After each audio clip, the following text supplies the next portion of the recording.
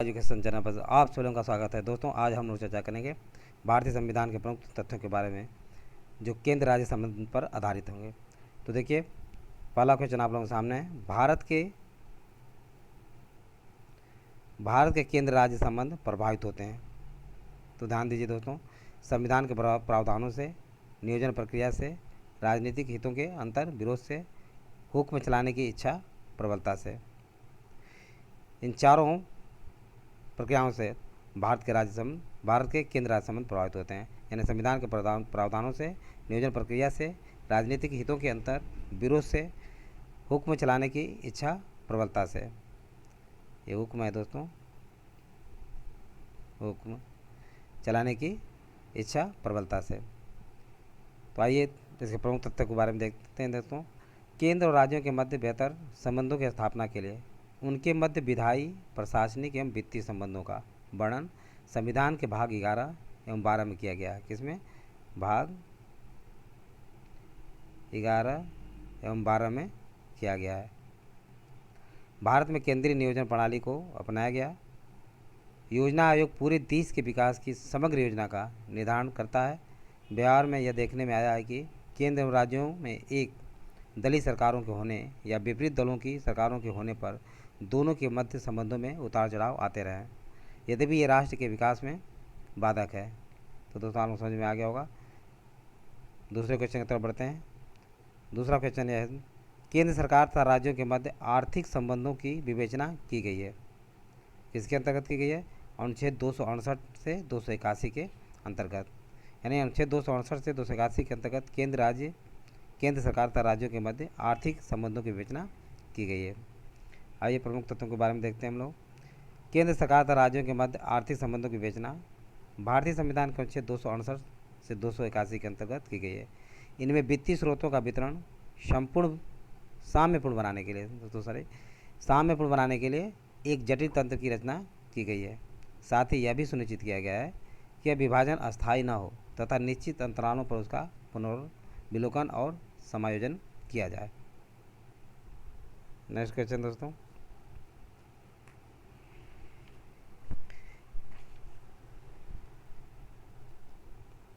Question number 3 है, एक संघीय राज्य व्यवस्था में सम्मिलित है। एक संघीय राज्य व्यवस्था में क्या क्या सम्मिलित है? संघ और राज्यों के बीच संबंध, राज्यों के मध्य संबंध, समन्वय के लिए तंत्र, विवादों को सुलझाने के लिए तंत्र। ये चारों पॉइंट जो है संघीय राज्य व्यवस्था में सम्मिलित हैं। तो ध्यान दीजिए दोस्तों, इसके प्रमुख तत्वों के बारे में देखिए। संघीय राज्य व्यवस्था में संघ और राज्यों के बीच संबंध, राज्यों के मध्य आपस में संबंध, पारस्परिक समन्वय के लिए तंत्र और विवादों को सुलझाने के लिए तंत्र, ये चारों ही सम्मिलित हैं। क्वेश्चन नंबर 4 है, भारतीय संविधान का अनुच्छेद 249 संबंधित है राज्य सूची के विषयों के संबंध में संसद की विधायी शक्तियों से। राज्य सूची के विषयों के संबंध में संसद की विधायी शक्तियों से संबंधित है। ध्यान दीजिए। आइए दोस्तों, इसके प्रमुख तथ्यों के बारे में हम लोग जानते हैं। भारतीय संविधान का अनुच्छेद 249 राज्य सूची के विषयों के संबंध में संसद की विधायी शक्तियों से संबंधित है। तो दोस्तों, इसके तहत राष्ट्रीय हित में किसी विषय पर राज्यसभा के विशेष बहुमत, यानी उपस्थित एवं मत देने वालों के 2/3, उपस्थित एवं मत देने वालों के 2/3, कितनी? 2/3 द्वारा समर्थित किसी प्रस्ताव के पश्चात संसद उसके राज्य सूची में होने पर भी उस पर विधि बना सकती है। यानी अनुच्छेद 249 के तहत जो है, अगर कोई विषय राज्य सूची में है तो संसद जो है उस पर क्या कर सकती है? कोई उस कानून या विधि बना सकती है। तो आप लोग समझ में आ गया होगा। नेक्स्ट क्वेश्चन देखिए।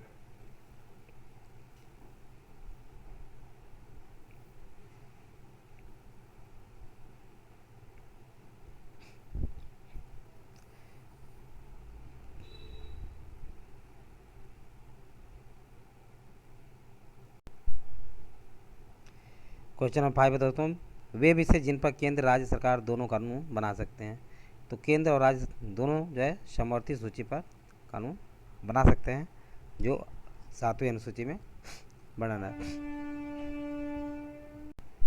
आइए प्रमुख तथ्यों के बारे में देखते हैं दोस्तों। समवर्ती सूची पर संघ और राज्य दोनों कानून बना सकते हैं, परंतु संघ और राज्य के कानूनों में अंतर विरोध होता है, तो संघ का कानून मान्य होता है। यदि दोनों में कोई विवाद होता है संघ और राज्य में, तो संघ के कानून को मान्यता दी जाती है।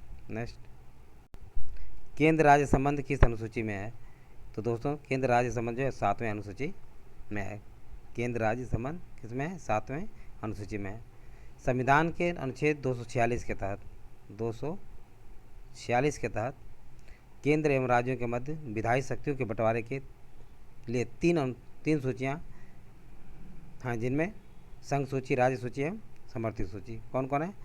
संघ सूची, राज्य सूची और समवर्ती सूची। ये 3 सूचियाँ हैं समवर्ती सूची की व्यवस्था की गई, जिन्हें संविधान की 7वीं अनुसूची में वर्णन किया गया है। समझ में आ गया होगा दोस्तों। क्वेश्चन नंबर 7 है, भारतीय संविधान के किस भाग में केंद्र राज्य विधायी संबंधी दिए गए हैं? ये विधायी नहीं, विधायी है, विधायी संबंध दिए गए हैं।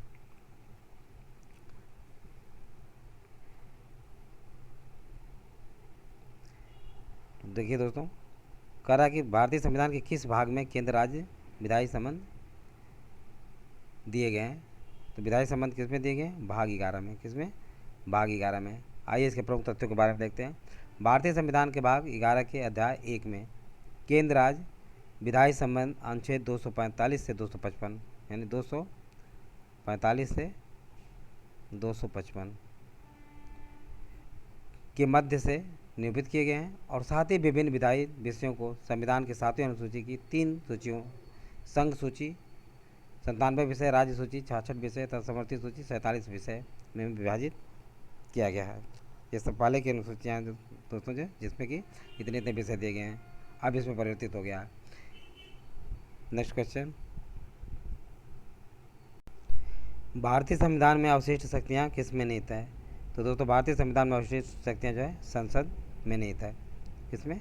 संसद में निहित है। संविधान के अनुच्छेद 248 के अनुसार संविधान के अनुच्छेद 248 के अनुसार अवशिष्ट विधायी शक्तियाँ संघीय संसद को सौंपी गई, जबकि संघीय व्यवस्था में अवशिष्ट विधायी शक्तियाँ प्राय राज्यों को प्रदान की गई हैं। अवशिष्ट विधायी शक्तियाँ प्राय राज्यों को प्रदान की जाती हैं, जैसा कि संयुक्त राज्य अमेरिका को संघीय प्रणाली में अवशिष्ट विधायी शक्ति राज्यों को सौंपी गई हैं।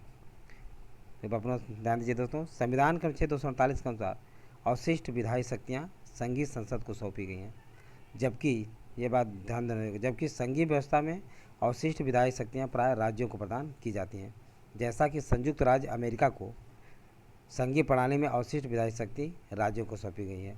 भारत में केंद्र सरकार को है, लेकिन अमेरिका में ये राज्य सरकार को सौंपी गई हैं। तो आप लोगों को समझ में आ गया होगा। क्वेश्चन नंबर 9 देखिए, केंद्र राज्य संबंधों को विशेष रूप से किस प्रसंग में म्यूनिसिपल संबंध कहा गया है? तो वित्तीय मामलों में। किसमें? वित्तीय मामलों राज्य पर केंद्र के नियंत्रण के प्रसंग में। वित्तीय मामलों राज्य पर केंद्र के नियंत्रण के प्रसंग में। ध्यान दीजिए, इसके प्रमुख तथ्यों के बारे में जानते हैं। भारतीय संघ में केंद्र की स्थिति और भूमिका अत्यंत शक्तिशाली है। इस संबंध में राज्यों पर केंद्र का वित्तीय मामलों में काफ़ी वर्चस्व है। यद्यपि वित्तीय विषयों का बंटवारा दोनों के मध्य किया गया है दोस्तों, लेकिन वित्तीय स्रोतों का आवंटन केंद्र के पक्ष में अधिक है। अतः कुछ आलोचकों ने राज्यों की स्थिति की तुलना नगर पालिकाओं से भी की है। तो आप लोग समझ में आ गया होगा। नेक्स्ट क्वेश्चन, क्वेश्चन नंबर 10, संघ का यह कर्तव्य होगा कि वो बाह्य आक्रमण तथा आंतरिक गड़बड़ी से प्रत्येक राज्य की रक्षा करे। ऐसा प्रावधान भारतीय संविधान के किस अनुच्छेद में है? तो ऐसा प्रावधान दोस्तों जो है भारतीय संविधान के अनुच्छेद 355 में निहित है। तो ध्यान दीजिए, इसके प्रमुख तथ्यों के बारे में जानते हैं। अनुच्छेद 215 उच्च न्यायालयों का अभिलेख न्यायालय होना। अनुच्छेद 275 कुछ राज्यों को संघ से अनुदान। अनुच्छेद 325 धर्म, मूल, वंश, जाति या लिंग के आधार पर किसी व्यक्ति का निर्वाचक नामावली में सम्मिलित किए जाने से अपात्र न होना और इसके द्वारा किसी विशेष निर्वाचन नामावली में सम्मिलित किए जाने का दावा किया जाना। अनुच्छेद 355 संघ का यह कर्तव्य होगा कि वो बाह्य आक्रमण और आंतरिक अशांति से प्रत्येक राज्य की रक्षा करे और प्रत्येक राज्य की सरकार का इस संविधान के उपबंधों के अनुसार चलाया जाना सुनिश्चित करे। तो अनुच्छेद 355 संघ का यह कर्तव्य होगा कि वह बाह्य आक्रमण और आंतरिक अशांति से प्रत्येक राज्य की रक्षा करे और प्रत्येक राज्य की सरकार का इस संविधान के उपबंधों के अनुसार चलाया जाना सुनिश्चित करे। नेक्स्ट क्वेश्चन नंबर 11 है दोस्तों, भारत में राज्यों के बीच सहयोग और समन्वय प्राप्त करने के लिए कौन से संवैधानिक और विधितर संस्थाएं हैं?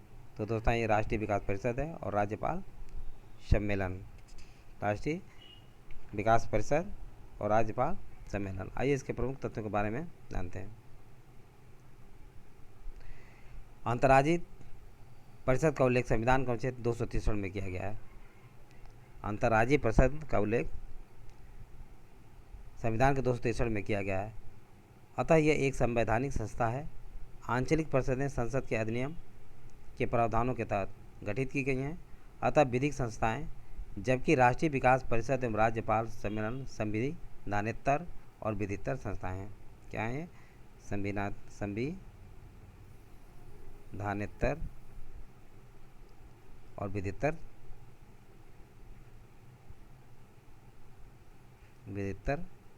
संस्थाएं हैं। कौन? राष्ट्रीय विकास परिषद और राज्यपाल सम्मेलन। तो दोस्तों आप लोगों को समझ में आ गया होगा। बस आज इतना ही।